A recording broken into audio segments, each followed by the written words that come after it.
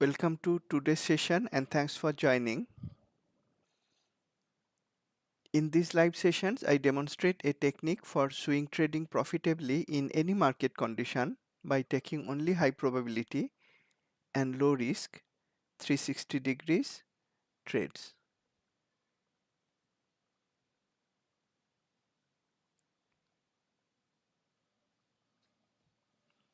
I am Sagar Nandi, active trader in multiple markets using Q systems that I developed myself. It runs on Metastock and TradeStation platforms. It has multiple components. Disclaimer, this demonstration is for educational purposes only.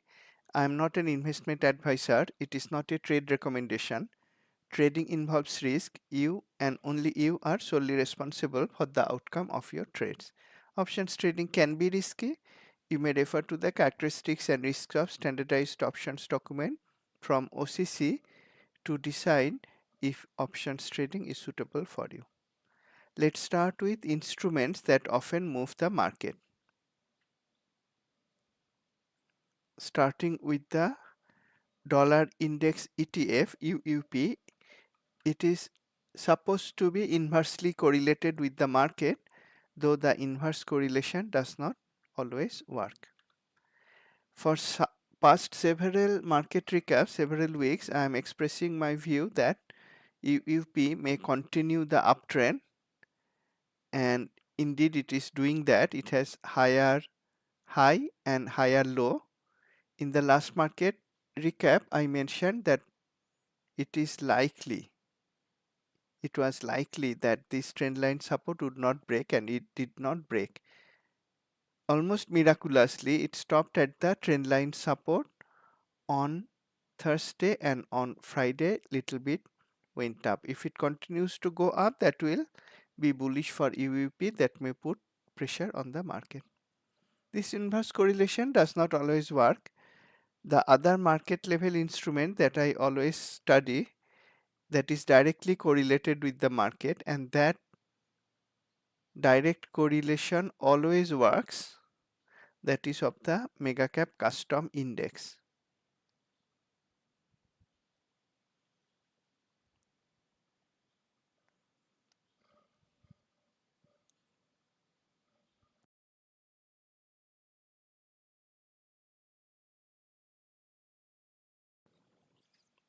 Again, for past several market recaps, I showed that Megacap Index was underperforming the market, and that underperformance is continuing, though it is not coming down very fast. That is why it is becoming difficult to short the mega caps. You could probably short some of them if you were a bit faster in entry and exit, but looking at the daily weekly, it does not allow us to short, but certainly it does not allow us to buy. It is bearish in the weekly backdrop color for too many weeks. Daily color is also bearish. This dimension, the Megacap Custom Index, is telling us to be careful about buying in this market, because megacaps have a tremendous influence on the market. Market breadth internal health check. Usually the market follows the internal health just like we do, not the other way around. Outside looking healthiness does not work in the long run, not even in the medium run. And if you look at the market ETFs, you may think, well, the market is still in an uptrend. That is because most of the market ETFs, other than the small one, only 30 stocks in DIA, the Dow Jones Industrial Index, is not market cap weighted. All the other major market ETFs are market cap weighted. It hides the true weakness of the market when stock starts to fall down. I will show that the market is anything but bullish, probably from all the dimensions that we'll study. One study we already completed, mega cap. It's not bullish at all. Even UUP, it is in an uptrend that is bearish for the market. Let's now look at market health check, and subsequently we look at other market dimensions. Starting with total view, the broadest view of the market. By the way, on Metastock at the top right corner, as I am doing, the recently used layouts you can find there, and you could open it from there. You could also open it from the custom menu if you have created that. Let's go to total view.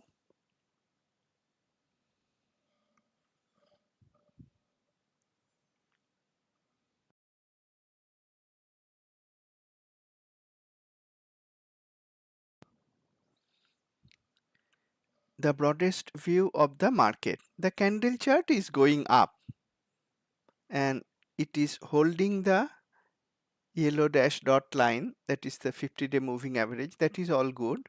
What is not good is this very big cluster of Hindenburg Omen confirmation signals. How many? 1, 2, 3, 4, 5, 6, 7, 8, 9, 10. That is a very big cluster, not to be ignored. It shows that though the market is holding up, if you look at the ETFs or this total view, under the hood a lot of selling is going on. If you look at the percentage of stocks above 50-day moving average, another internal health check, that is starting to come down the yellow line for a long time already. Interesting, isn't it? If you look from here, from July, the market continued to go up when looked at the ETFs and total view, but the percentage of stocks above 50-day moving average came down, down, down, down, down. And even before that, for several months, it was moving sideways. And again, the market was still going up in that period also. That is showing internally the health was not improving for many months and it is clearly deteriorating for many months. We'll see how the Hindenburgs play out. Which kind of stocks are doing better now? May not give much confidence to growth stock traders. Small cap versus large cap tilting down, so large cap is doing better. We know that already because the market ETFs are holding out better. Better than what? Better than percentage of stocks above 50-day moving average, for example. On the other hand, growth versus value tilting down, so growth is underperforming. What is doing better? Large cap value. That is not usual in a bullish market. Small cap growth does better in a bullish market. Now large cap value is doing better. Some large cap, mega cap stocks that are growth stocks are also probably holding up, if not going up. Probably not going up so much, holding up, which is keeping the market ETFs up.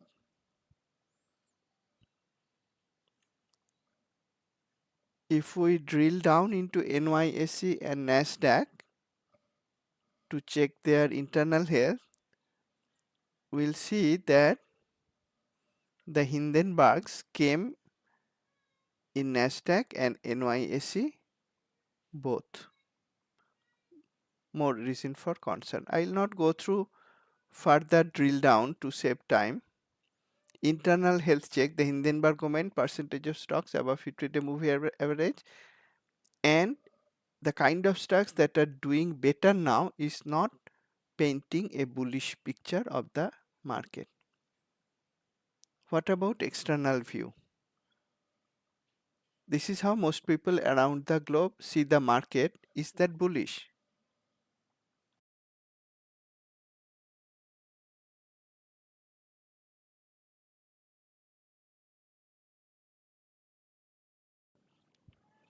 SPY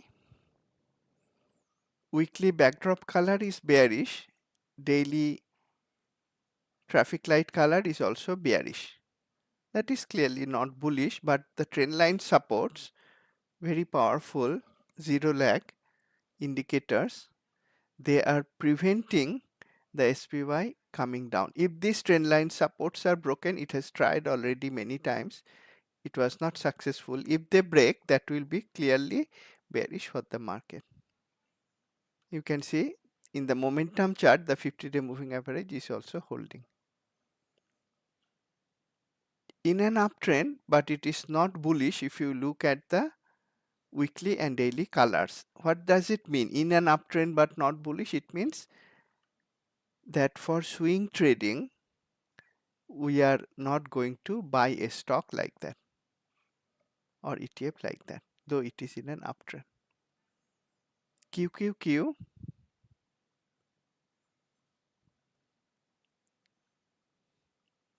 again, if you watched QQQ on Friday, you could buy the futures if you were trading futures or the ETF right when it tried to go below the trend line support and immediately reverse right after the open. Using the fine-tuned precision entry chart, you could take a long position. It would also be a gap long buy trade setup on Friday. That would be hugely profitable day trade. In any case, the picture is very similar to SPY. Weekly and weekly backdrop, daily traffic light, both are bearish, but it is still in an uptrend because it has higher high, higher low. Does not allow us to buy but cannot short unless these trend lines are broken. Breaking of the trend lines will be quite serious for the market. 50-day moving average is also holding. DIA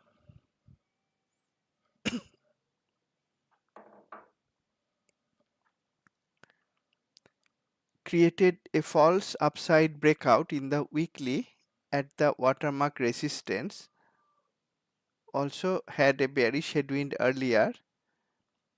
We have a bearish headwind this week in the daily also. Again, it stopped at the trend line support and many trend line supports are there, so the market ETFs are holding up quite well. It's above the 50-day moving average. IWM,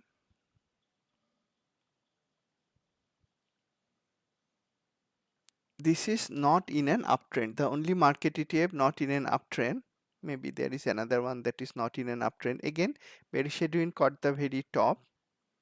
Backdrop is bearish and traffic light is also bearish, and this one already has lower high, lower low. So this is in a downtrend. Small caps can be shorted. We already saw from total view that what is in favor is large cap value. So small cap can be shorted. No issue with that. And I said maybe another ETF is also not doing so well, that is MDY, mid cap. We usually look at IWM, but if we look at mid cap, if we look at weekly, it is already in a downtrend. It had a massive recovery, but backdrop color is again bearish. Daily color bearish, though again I'm seeing it live, didn't look at it before the webinar now. It also held the trend line support. All these market ETFs other than IWM, they have trend line support very near Friday's close. If those get broken, those are broken next week, that will be serious for the market.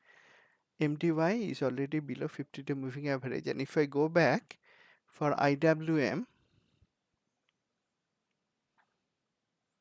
that is also below 50-day moving average. What does it mean? Means again it shows clearly that the large cap and few mega caps are holding the market up. More proof of that. Radar illustration, QFinder, different layouts. I look at this colorful radars later, but let me show you one interesting thing. I'm using the monthly period here. If you are thinking that the market is bullish still, you may notice that MDY mid cap ETF is now down for 3 months, this monthly interval. IWM is down for 2 months. We are halfway in the current month, of course. So 2.5 months, MDY is down, 1.5 month, IWM is down, and this month, QQQ, SPY, DIA all are down, and what is down the most this month so far is actually QQQ. So the mega caps are starting to break, some of them. If we look at the equal weighted RSP, SPY, equal weighted SPY, RSP, that is also down for 3 months. not very bullish, isn't it? If we see many of the market ETFs, not even individual stocks, and these market ETFs like MDY, IWM, they are also market cap weighted. If you didn't market cap weight those ETFs, then you would see many more stocks are down. That is why some stocks are at so low price, so undervalued. There may be buying opportunities, but looking at the monthly picture doesn't allow us to buy. And so far, whatever analysis we didn't allow us to buy. And if I look at the weekly interval, IWM, now weekly interval, IWM down 1.7% this week, MDY also down, QQQ interestingly is down. SPY, DIA are up for the week, but small percentages. DIA is up the most, 0.4%. Again, equal weighted QQQ and equal weighted SPY, both are down. Not a very bullish picture, isn't it? Especially when you realize that over monthly period, weekly period, many things are bearish. Let's look at further proof, no guessing that the market is not bullish. Why do we need to know that? We can protect our long positions, and those who like to short, who are okay to short or trade with contra ETFs can start bearish trades. Let's start with Edge now, bucket analysis. Thanks to Dr. Jeffrey Scott, after watching whose videos I incorporated it in Q systems, made it 100% real time, just like all other Q components. It also has sector industry stock breadth. It shows where the market came from. We'll see it came from bearishness, where it is now, probably also bearish. Start with bucket analysis. For S&P 1500, a nice mix of large cap, mid cap, small cap stocks. 59% of stocks are below mid Bollinger Band. That is bearish, no doubt about that. Again, the ETFs are holding up quite well. Many of them are holding trendline support, have higher high, higher low. Does not mean the market overall is bullish. It is actually weak, not oversold. So it can go down further. Of course, it cannot be overbought when it is bearish. Let's look at multiple periods. 1 month period, sector industry stock breadth, bearish. Long term period also 10 days became neutral, and this week 5-day period, you could say neutral, slightly bearish. And over 2-day and 1 day, it in fact turned more bearish. If I look at how sector industry stock breadth is changing from this picture, I will not mind taking short trades or looking for short trades. Let's do one last analysis for the market level. Technical breadth from Q Finder, you only profit by buying stocks going up or shorting stocks coming down. Q Finder, technical breadth shows the overall posture to adopt and allows easy drill down to find low risk trade setups. Weekly technical breadth, overall bearish, and most of the categories are also bearish. Trend continuation, slightly bullish, overall bearish. Remember, in the recent market recap, I showed that there was a bearish headwind alert, and I mentioned that it is likely the stocks that were at a high price level will start to come down, and that has happened. When the bearish headwind alert comes in the weekly, that is what it means. Stocks at a higher price level are very likely to come down, and that has happened now. And Friday's technical breadth, across different categories there is a mixture. We can see reversal is more bullish than bearish. That is understandable because many of the market ETFs came to trendline support and went up, resulting in some bullish reversal trade setups, but overall still it remained bearish. So all the dimensions that we checked so far, starting from dollar index being in an uptrend, total view having Hindenburg's, percentage of stocks of 50-day moving average coming down for many months now, what is in Favor is large cap value, not very bullish for the market. Mega cap custom index, not bullish. Market ETFs are holding trend line support, but internally we can see for several months some of them are already starting to come down. Bucket analysis bearish, secondary stock breadth bearish, technical breadth bearish. We may look for bearish trades. Last week I did look for bullish trades, but this week I may start to look for bearish trades. By the way, if you are following me on Twitter, I already shared many bearish ideas. I think all of them, if I may say most of them, probably all of them made a nice profit. Some of them were flimsy stocks in my view. You could check out the Twitter for that. Market level summary, the most important trading decision is whether to buy or short, where to buy or short, or whether to stand aside. I'd like to start to look to short from now. We may look for that, but before that, let's look at the last week's ideas. I shared two ideas. Both of them went up, though we see market weakened. One was APLE. I'll not go through the entire analysis, of course. APLE I chose as a higher dividend paying stock. That means you could, if you wanted, you could short the put. Where would you short the put? I would not mind shorting the put at around 11, though I selected it at around 1150, slightly above that last weekend. I would like to short the put if I want to short a stock, like short the put for holding long term, considering its dividend yield, holding long term if required, if the premium is high enough, or I could extend the expiry to get a decent premium. Am I going to hold it to expiry? No. Once it goes up some percentage of max profit, say 40-50%, I don't mind booking profit, especially if the stock starts to come down again. Now, I did take a long position. Last weekend when I did the market recap, I did not have any long position. I took it during the day after the open on Monday, that is on this day. It helped me this day, oh no, sorry, this day, yes. This was Friday. So this day, you see it initially tried to come down but went up. So I had a better feel than Friday's closing price.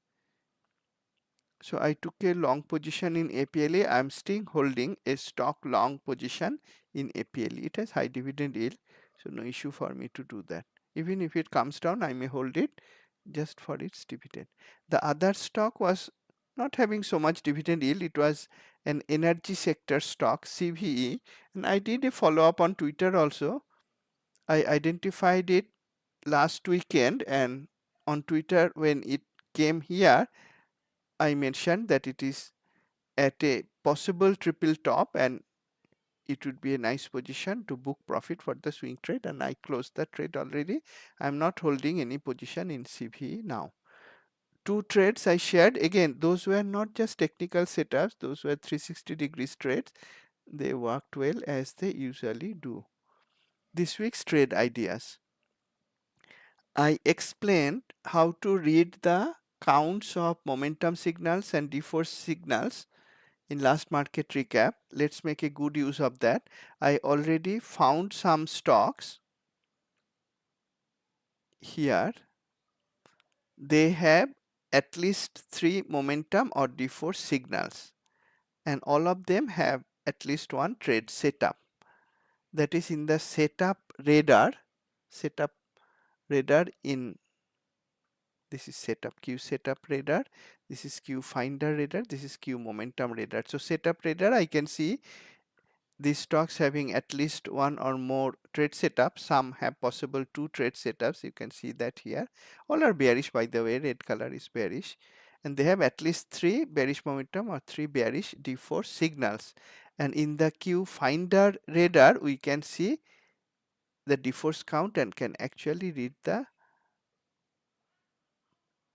signals, deforce signals. So for example, Otis, the elevator company, it has 3 deforce signals, and those are flow, pressure, and trend line breakdown.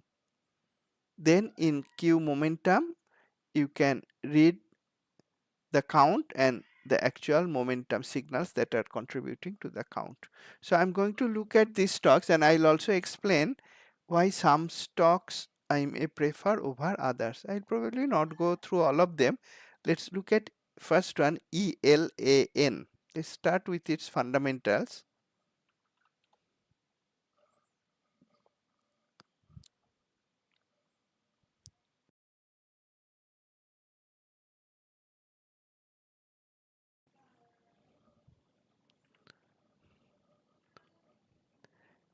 Pharmaceuticals stock, in fact animals medicine, I think not human medicine, Elanco Animal Health Incorporated. Animal health is also included in the healthcare sector. It is overvalued, however it has high earnings growth, and it is animal health, not human health, but still it is pharmaceutical sector that may be considered defensive. If I am bearish on the market, I may not be willing to short a defensive stock. And another thing I noticed, another few things, that earnings growth is rapidly going up, revenue growth is also going up, meaning it is probably taking market share from others, and insiders are buying. So when I look at the fundamental like that and majority of peer stocks went up, I am reluctant to short a stock like that. But I would like to show you the stock still. What I am trying to show is that just having a technical setup is not enough for taking high probability Q 360 degrees trades. Elan weekly backdrop caught the very top. Last 2 weeks we have backdrop color bearish in weekly. Last week had an indecisive shape candle. This week is very bearish shape candle. And on Friday, though the market recovered from trendline support, this broke down below trendline support. So technically it is allowing me to short. Fundamentals not so much, and you can see it has significant number of bearish momentum D4 signals. But let me go through at least one more stock. I would not like to choose Elan as the possible bearish candidate. By the way, I'll show you the other stocks. All of them have technical trade setup. You may pause the video later if you are interested. Look at the tickers. They are Elan, Futu, EOS, Otis, PAC. Let's look at Otis. Otis has 3 bearish momentum, 3 D4 bearish signals. The D4 signals are flow, pressure, memory breakdown, and the bearish momentum signals are Bongo, Kahuna, Mobo. Let's look it up from Q Global this time. Otis.o is it?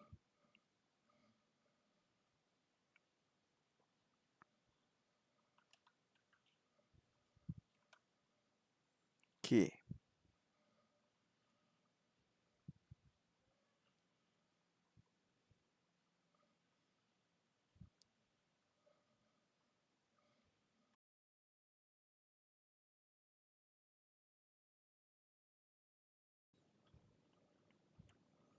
See, I showed you that the market is holding up, but many stocks are already coming down for many months. Earlier, it moved sideways here, you could say, for this period. It's matching the plot of percentage of stocks of 50-day moving average in total view. These are the stocks contributing to that pattern in percentage of stocks of 50-day moving average. From this period, several months it is coming down, and now as of Friday, weekly is very bearish in color shape, daily very bearish in color shape, has a possible flow trade setup I think, and also a breakdown trade setup. Let's confirm that with the commentary. Confirm or not. Yes, it has a, sorry, it is a possible trend following flow short setup here, and a breakdown short setup is a squeeze move pattern. And what are the Direction 4 says, we can again read it from commentary. We already saw it in illustration. Their flow, pressure, memory breakdown, and the momentum signals bongo, kahuna, mobo. So Otis could be a short setup. There is a trend line support, but some distance away. So I would not mind taking a trade in stock like Otis using options vertical. Let's look at one last stock. Let's look at PAC. I did not check fundamentals for Otis, but let's check fundamental for PAC. PAC, why PAC? It is related to packaging, I think, paper products. Renpack Holdings, yes, paper and plastic packaging. See, the last stock I shared where I look up the fundamentals were somewhat bullish in one way or another. Here, not so. Overvalued stock, negative earnings growth, there is no insider buying, and funds are selling.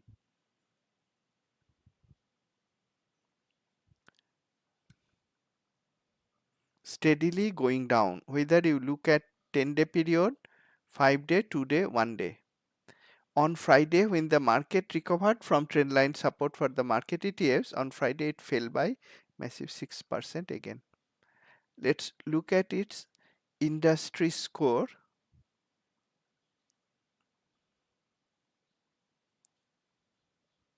Bearish.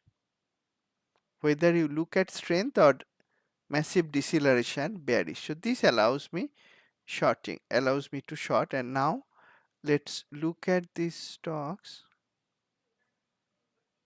charts.